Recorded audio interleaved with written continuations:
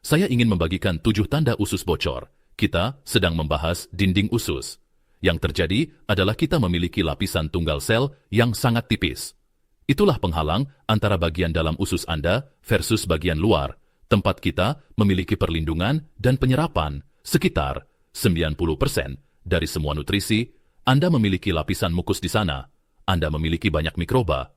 Anda memiliki 80% sistem kekebalan tubuh Anda di lokasi itu. Dan ketika Anda mengalami usus bocor, Anda memiliki awal dari peradangan. Tetapi mari kita lihat apa yang dikatakan profesi medis tentang adanya peradangan di usus Anda. Baik, langkah diet untuk memperbaiki peradangan di usus Anda harus meningkatkan asupan serat dalam jumlah besar. Nah, sejak awal, itu adalah hal yang paling buruk dilakukan jika Anda mengalami peradangan di usus, yaitu menambah lebih banyak serat.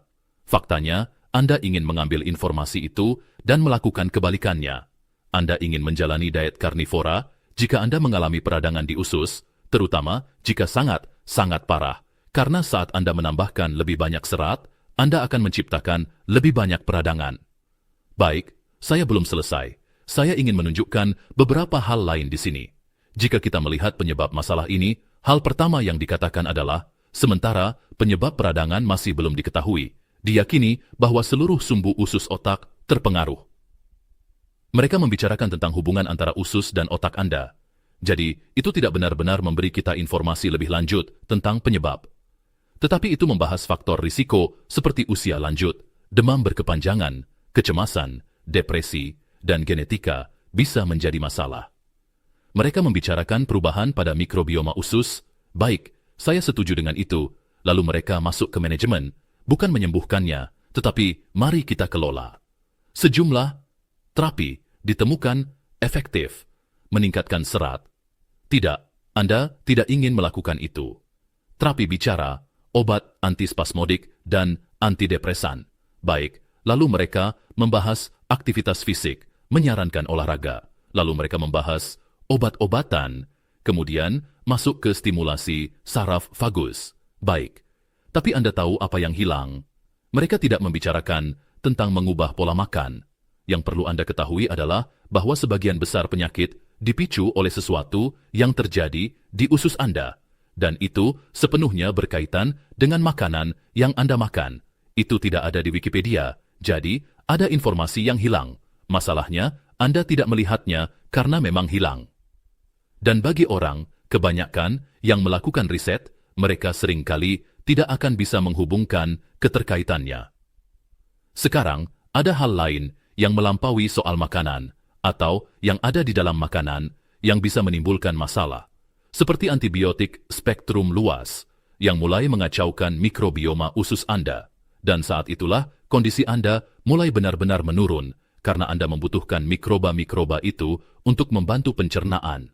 Anda tidak perlu membuat mereka marah dan mengubah hubungannya menjadi lebih patogenik. Lalu ada hal lain dalam pasokan makanan, seperti herbisida bernama glifosat pada makanan GMO. Bahan ini bahkan dipatenkan sebagai antibiotik.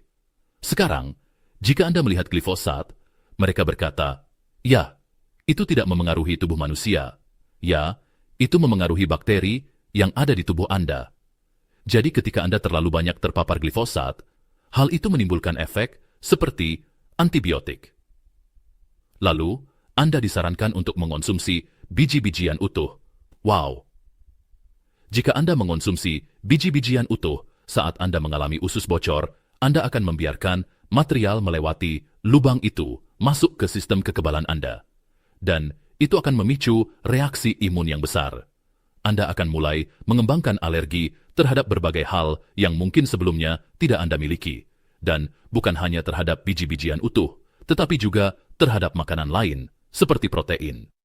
Jika Anda memberi susu kepada anak kecil, protein dalam susu itu dapat menyebabkan usus bocor, karena pada usia tersebut, anak belum memiliki kemampuan untuk mencerna protein-protein itu. Jadi sekarang, Anda sebenarnya menimbulkan iritasi, perdarahan menyeluruh.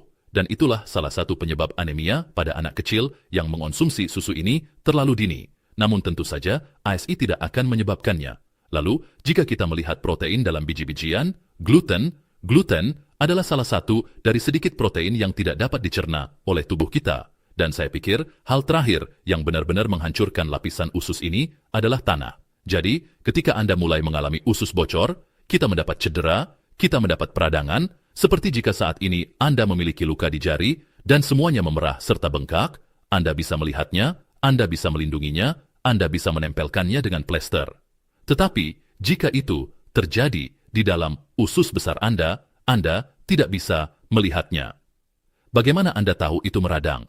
Saya akan memberikan gejalanya untuk memberitahu Anda. Nomor 1, tentu saja Anda akan mengalami nyeri perut atau kram di bagian manapun dari perut bagian bawah. Saya hidup dengan itu selama beberapa dekade. Dan saya hanya bertahan, saya pikir itu normal. Anda seharusnya tidak pernah mengalami nyeri, kram, atau jenis kembung apapun dalam sistem pencernaan Anda. Itu berarti ada semacam peradangan yang terjadi. Itu yang pertama. Nomor 2, konstipasi atau diare. Nomor 3, Anda akan merasa lelah karena Anda tidak mencerna. Dan karena makanan tidak dicerna sepenuhnya, Anda akan kekurangan energi. Lalu nomor 4, Anda akan merasakan kabut otak. Jadi itu akan mulai memengaruhi bukan hanya kelelahan, tetapi juga kejernihan. Nomor 5, itu akan memengaruhi suasana hati Anda.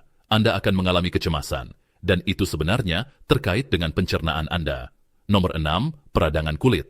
Apapun yang terjadi pada kulit Anda adalah indikasi yang sangat baik tentang pencernaan Anda.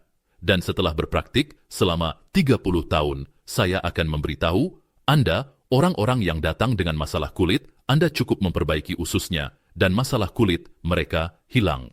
Jika seseorang memiliki kulit yang sangat baik, Anda tahu pencernaannya baik. Dan yang terakhir, nomor 7, penyakit autoimun. 80% sistem kekebalan Anda berada di usus. Dan ketika Anda menyerbu sistem kekebalan, dan Anda melewatinya, dan Anda melewati imigrasi normal, dan itu tidak lagi mendapatkan stempel persetujuan, itu masuk ke dalam tubuh, dan tubuh Anda mulai mengembangkan antibodi terhadap jaringan Anda sendiri, dan itu bisa terjadi di jaringan manapun. Dan sekarang yang terjadi adalah Anda mulai mendapat peradangan di area itu, karena kita memiliki serangan yang konstan. Tubuh Anda sekarang menganggap jaringan normal tertentu sebagai asing atau patogen. Jadi, jika ia mengidentifikasi tiroid sebagai penyerbu, ia akan mulai menimbulkan peradangan pada kelenjar tiroid Anda sebagai kondisi yang disebut Hashimoto. Dan itu berawal dari usus. Dan itu dimulai dengan peradangan dan usus bocor. Salah satu hal terbaik yang bisa Anda lakukan untuk jenis peradangan usus apapun adalah menghilangkan banyak hal yang menyebabkan peradangan tersebut. Dan disinilah saya akan merekomendasikan diet karnivora selama beberapa bulan untuk mulai menyembuhkan usus dengan menghilangkan semua hal yang menimbulkan peradangan. Secara paralel, saya akan merekomendasikan mengonsumsi sesuatu yang disebut glutamin dan glisin, dua hal yang benar-benar dapat menyembuhkannya. Dan jika Anda menjalani diet karnivora, Anda mengonsumsi banyak daging merah dan sejenisnya yang kaya akan glutamin.